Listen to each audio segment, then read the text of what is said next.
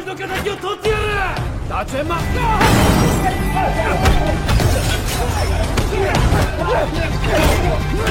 走，别管我！被判严重伤害身体完整性。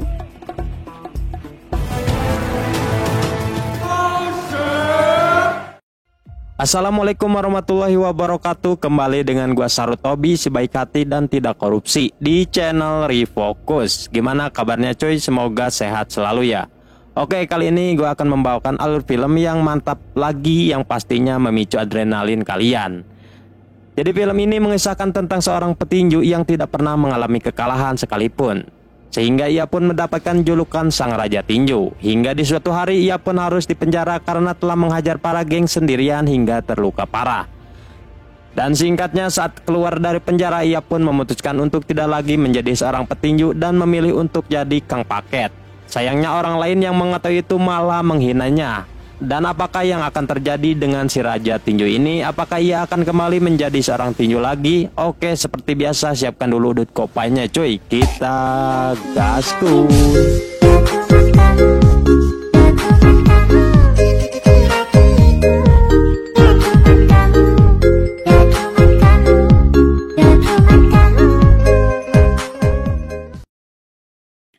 Di awal film kita akan diperkenalkan dengan seorang petinju profesional bernama Joe yang saat ini tengah berkompetisi di kejuaraan Asia. Joe terkenal karena belum pernah kalah dalam setiap pertandingannya, sehingga ia pun dijuluki Sang Raja Tinju. Namun kali ini pertarungan Joe tampaknya berimbang dan sangat sengit.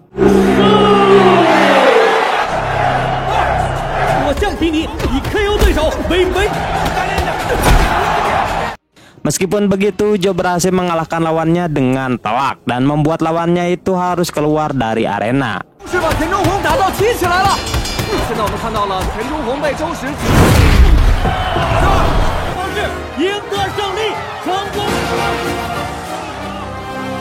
Setelah memenangkan pertandingan, Joe langsung pergi ke ruangan ganti untuk bertemu istrinya, yaitu Mina, yang sedang hamil dan akan segera melahirkan. Joe sangat mencintai Mina dan sangat bersemangat menantikan kelahiran anak mereka. Pada malam itu, Joe merayakan kemenangan bersama krunya. Sementara itu, berita tersebar bahwa lawan yang baru saja dikalahkan oleh Joe saat ini sedang koma di rumah sakit, dan dokter yang merawatnya mengindikasikan bahwa hidupnya tidak akan lama lagi.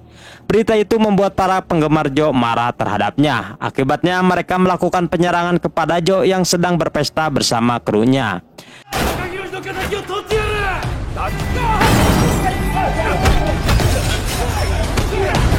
Di sana Joe terpojok karena ia tidak ingin berkelahi. Namun setelah melihat beberapa krunya menjadi korban, ia akhirnya naik pitam dan melumpuhkan semua orang di sekitarnya. Meskipun polisi datang, Joe tetap menghajar mereka dengan sangat brutal. Akibatnya ia pun ditangkap oleh polisi karena beberapa orang mengalami luka parah.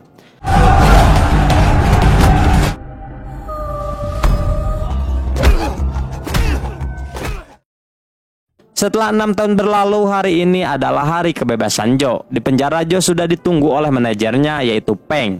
Joe terlihat sangat bahagia karena sekarang ia akan bertemu dengan Mina, istrinya, dan juga anak mereka yang selama ini belum pernah ia lihat. Namun di tengah perjalanan, dengan berat hati Peng memberitahu Joe bahwa Mina telah meninggal 3 bulan yang lalu akibat kecelakaan mobil. Mendengar hal itu, Joe pun tidak dapat menahan air matanya. Ia pun meminta kepada Feng untuk segera membawanya pulang. Sesampainya di rumah, Joe masih sulit mempercayai kenyataan bahwa Mina telah tiada. Ia pun sangat terpukul dan menyalahkan dirinya sendiri karena tidak dapat melindungi sang istri. Kemudian Joe bertanya kepada Feng tentang keberadaan putrinya. Dan ternyata sejak Mina meninggal, putri Joe telah diasuh oleh Feng dan sering menanyakan keberadaan Joe. Akhirnya Feng pun mempertemukan Joe dengan putrinya yang bernama Bleed.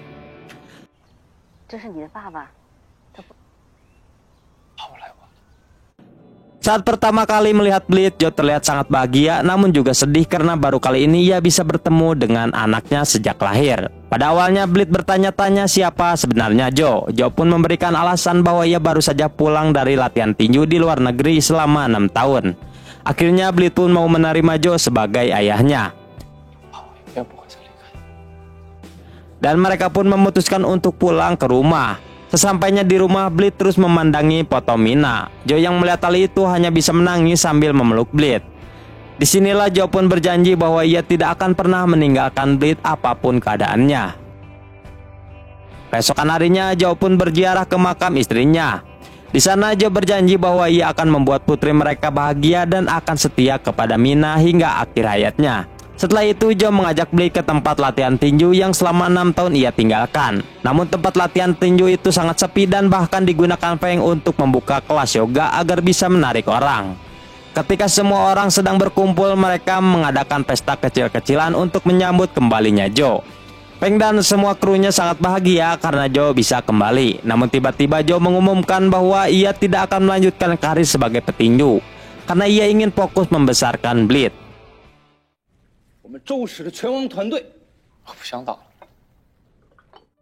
Selain itu, perutnya yang buncit membuatnya tidak mungkin kembali seperti dulu. Mendengar hal itu, Feng dan krunya menerima keputusan Jo tanpa kecewa dan membiarkan Jo memilih jalannya sendiri. Malam harinya Jo mencopot semua foto dirinya yang menunjukkan masa kejayaannya sebagai sang raja tinju. Keesokan harinya ia mulai melamar pekerjaan ke beberapa perusahaan di kota. Namun semua perusahaan menolaknya karena Jo adalah mantan narapidana. Hingga akhirnya ia pun diterima oleh satu perusahaan sebagai tukang kurir. Tanpa berpikir panjang, ia pun menerima pekerjaan itu karena yang terpenting baginya sekarang adalah bisa menghidupi Blitz. Di hari pertamanya bekerja, ia harus bangun pagi untuk mengurus pekerjaan rumah sebelum berangkat. Selain itu, ia juga harus mengantarkan Blitz ke sekolah sebelum akhirnya ia pun berangkat bekerja. Ketika Jo mulai mengantarkan paket, salah satu kliennya ternyata adalah mantan penggemar Jo. Orang itu pun memaksa Jo untuk menunjukkan skill tinjunya, namun Jo menolaknya. Dan karena penolakan itu, ia pun merekam Jo dan mengancam akan menyebarkan video itu untuk mempermalukannya. Namun di sini Jo tetap bersabar meskipun ia dipermalukan. Tidak lama kemudian bos dari orang itu datang dan ternyata ia adalah teman dekat Jo saat Jo di penjara. Lalu bos itu meminta Jo untuk bersantai dan meminta maaf atas tingkah laku anak buahnya sebelumnya. Kemudian bos itu menawarkan Jo untuk kembali menjadi petinju dengan bayaran 2 kali lipat dari sebelumnya. Namun Jo menolak tawaran itu dan memutuskan untuk melanjutkan pekerjaannya sebagai tukang kurir. Setelah itu Jo pun pamit untuk melanjutkan pekerjaannya. Sore harinya Jo terlihat sedang bercanda bersama Blitz. Meskipun bekerja sebagai tukang kurir, Jo sangat bahagia. Hari-hari berikutnya Jo mulai terbiasa beradaptasi dengan kehidupan barunya. Namun suatu hari ia terlambat menjemput Blitz karena sibuk mengantarkan paket yang jaraknya berjauhan. Blitz pun sangat cemberut kepada Jo. Namun Jo segera meminta maaf dan berjanji bahwa ia tidak akan pernah telat lagi menjemputnya. Keesokan harinya terlihat Jo sedang menghubungi atasannya untuk meminta izin libur bekerja karena anaknya sedang sakit demam. Namun sayangnya bosnya langsung menghentikan Jo saat itu juga. Jo yang kebingungan harus mencari pekerjaan baru, akhirnya ia mendatangi Feng di tempat latihan tinju. Di sana ia mengatakan niatnya untuk bekerja lagi, tetapi bukan sebagai petinju. Ia ingin menjadi pelatih atau tukang bersih-bersih saja. Karena baginya yang penting adalah bisa membawa Blitz saat bekerja. Hingga akhirnya Feng pun sebagai mantan manajer dan sahabat Jo memberikan pekerjaan sebagai pelatih sekaligus tukang bersih-bersih di sana. Jo juga diperbolehkan membawa Blitz saat bekerja. Keesokan harinya Jo pun mulai membersihkan ruangan di sana dan melihat foto-foto saat ia menjadi juara tinju, yang membuatnya teringat akan masa lalunya.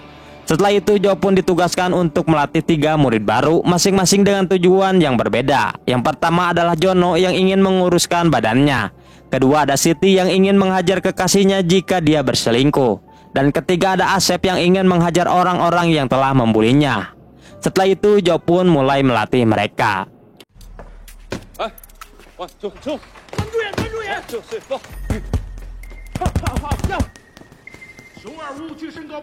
Sore harinya Jo dan Feng bersama kru lainnya secara tidak sengaja melihat berita di TV yang mengabarkan bahwa juara tinju sekarang bukan lagi Jo. Gelar itu telah direbut oleh juara baru bernama Yuji. Blitz yang juga ada di sana terlihat kesal karena gelar juara tinju Asia bukan lagi milik ayahnya. Malam harinya setelah Blitz tidur, Jo kembali mengasah kemampuan tinjunya untuk mendapatkan kebugaran seperti dulu. Keesokan harinya seperti biasa Jo menjemput Blitz di sekolah. Blitz bertanya mengapa Jo membiarkan Yuji merebut gelar juaranya. Jo yang mendengar hal itu hanya bisa menjawab bahwa semuanya memiliki waktu. Setelah itu ia pun membawa Blitz ke tempat latihan. Namun tiba-tiba seorang wanita kaya yang merupakan ibunya Mina atau mertua Jo datang mencari Jo. Terungkap bahwa Mina berasal dari keluarga bangsawan, tetapi keluarganya mengusir Mina setelah dia menikah dengan Joe. Dan kedatangan ibu Mina ini untuk memarahi Joe karena menganggap kematian Mina adalah kesalahan Joe. Dan ibu Mina ini bernama Imas. Joe hanya bisa terdiam meskipun mendapatkan beberapa tamparan dari perkataan ibu Mina ini.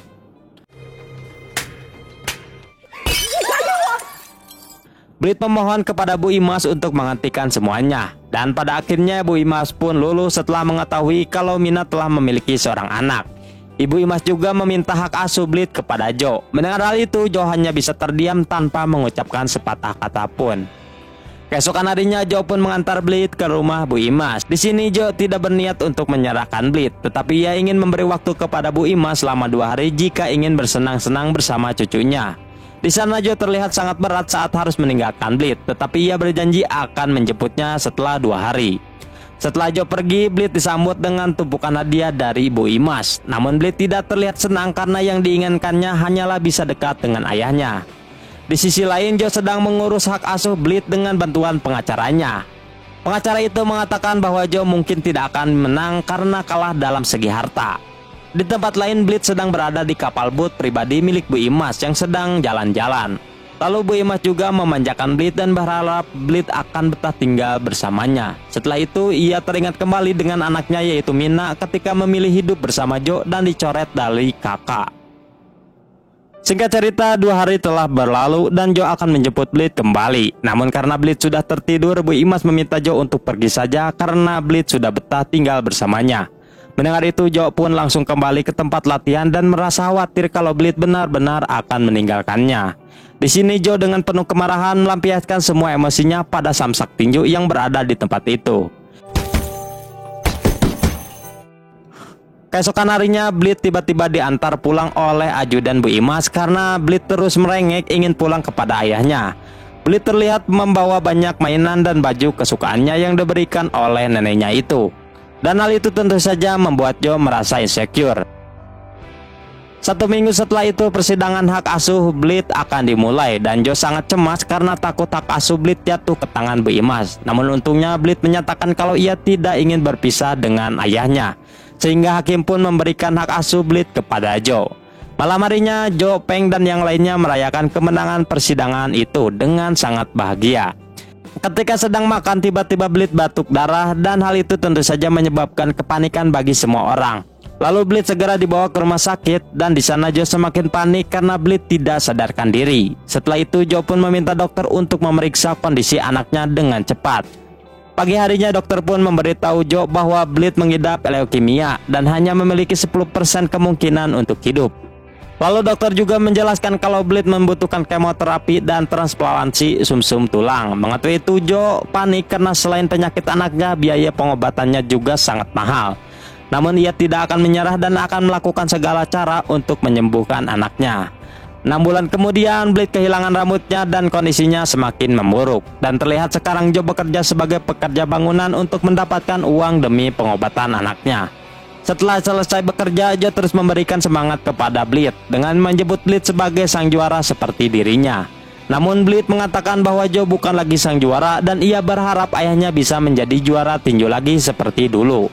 Beberapa minggu kemudian, dokter menagih uang pengobatan Blit kepada Joe. Dan jika Joe tidak membayar minggu ini, pengobatan Blit akan dihentikan. Mendengar hal itu, Joe pun langsung menghubungi Bu Imas untuk meminta bantuan. Dan hingga akhirnya mereka pun bertemu.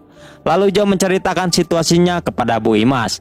Mengetahui itu, Bu Imas pun langsung marah dan menyalahkan Joe atas keadaan anaknya.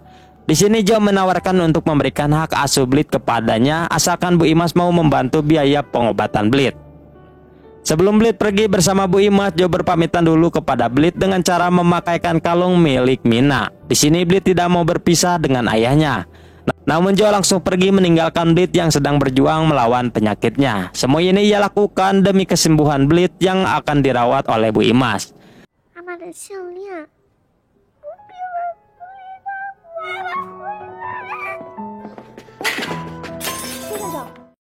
Singkat cerita, Blit pun dipindahkan ke rumah sakit terbaik untuk melanjutkan pengobatannya. Namun Blit terus memanggil nama Joe karena sangat merindukan ayahnya itu.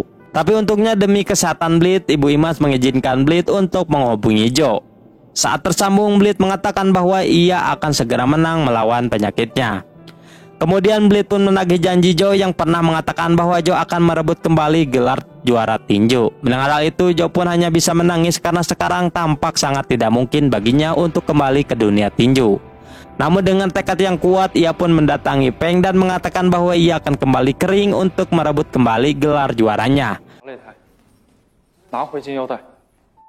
Keesokan harinya, Joe pun mulai berlatih dengan keras untuk mengembalikan staminanya yang dulu. Meskipun harus memulai dengan melawan petinju kelas bawah, ia sangat bersemangat untuk bisa bertemu dengan juara sekarang, yaitu Yuji.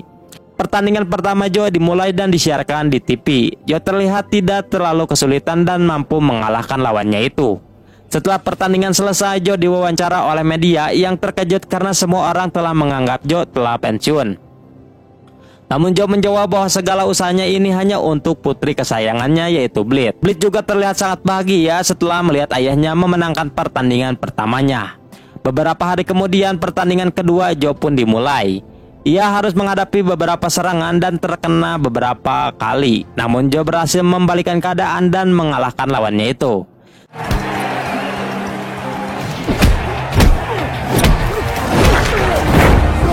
Singkat cerita, pertandingan demi pertandingan berhasil dimenangkan oleh Joe. Hingga akhirnya ia pun menantang Yuji untuk merebut kembali gelar juaranya. Melihat ayahnya di TV, Bleed pun mulai membaik karena ia sangat bangga pada ayahnya. Beberapa hari kemudian, Yuji pun menerima tantangan dari Joe dan mengatakan bahwa dia akan mengalahkan Joe hanya dengan 3 pukulan saja. Mendengar hal itu, Joe pun mulai berlatih dengan keras untuk bisa mengalahkan Yuji. Di sisi lain, Bleed dan Bu Imas bersiap-siap untuk pergi ke arena pertandingan untuk menyaksikan pertandingan Joe melawan Yuji. Meskipun Bu Imas sebenarnya tidak ingin bertemu dengan Joe, tetapi ia setuju demi kesembuhan cucunya itu. Kemudian sebelum bertanding, Joe mencukur rambutnya terlebih dahulu agar mirip dengan Bleed yang sudah botak akibat kemoterapi.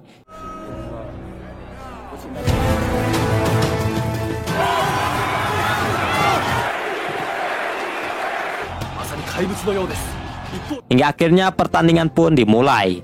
Di sana terlihat Joe terus-menerus dihajar oleh Yuji. Namun ia tetap bertahan. Ketika memasuki ronde keempat, Joe pun terkapar karena tidak kuat lagi menahan serangan dari Yuji. Di sini semua penonton mengira Joe sudah kalah. Namun Bleed terus meneriakkan semangat agar ayahnya bangkit kembali.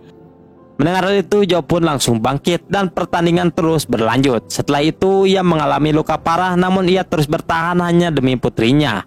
Ronde demi ronde berlalu hingga memasuki ronde ke-11, dan disinilah Joe memberikan pukulan terbaiknya dan berhasil membuat Yuji KO.